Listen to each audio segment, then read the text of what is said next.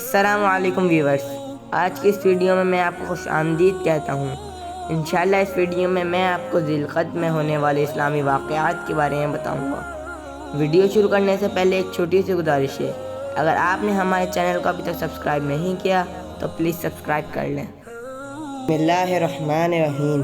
اسلامی سال کا 11واں مہینہ ذی القعدہ ہے۔ ذی القعدہ کا شمار 4 حرمت والے مہینوں میں ہوتا ہے، اور وہ 4 مہینے ہیں: ذی القعدہ، ذی الحج، محرم اور رجب، جن میں اہل عرب جنگ کرنا حرام سمجھتے تھے۔ ذی القعدہ قعود سے بنا ہے، جس کے معنی بیٹھنا ہے، چونکہ اس مہینے میں اہل عرب جنگ کرنے سے گریز کرتے تھے اور اپنے گھروں میں بیٹھ جاتے تھے، اس لیے اس کا نام ذی القعدہ پڑ گیا۔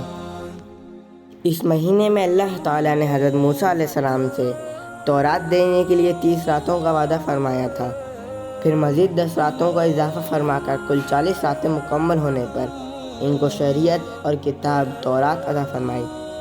ان 40 راتوں کے بارے میں مفسرین نے لکھا ہے کہ یہ 40 راتیں ذی القعدہ کے پورے مہینے اور ذی الحج کے پہلے عشرے کی تھیں۔ اسی ماہ کی 5ویں تاریخ کو حضرت ابراہیم علیہ السلام اور حضرت اسماعیل علیہ السلام نے بیت اللہ شریف کی بنیاد رکھی تھی۔ اسی ماہ کی 14 تاریخ کو اللہ تعالیٰ نے حضرت یونس علیہ السلام کو مچھلی کے پیٹ سے نکالا تھا۔ ماہ ذی القعدہ سن 5 ہجری میں رسول اکرم صلی اللہ علیہ وسلم نے ام المومنین حضرت زینب رضی اللہ تعالیٰ عنہا سے نکاح فرمایا تھا۔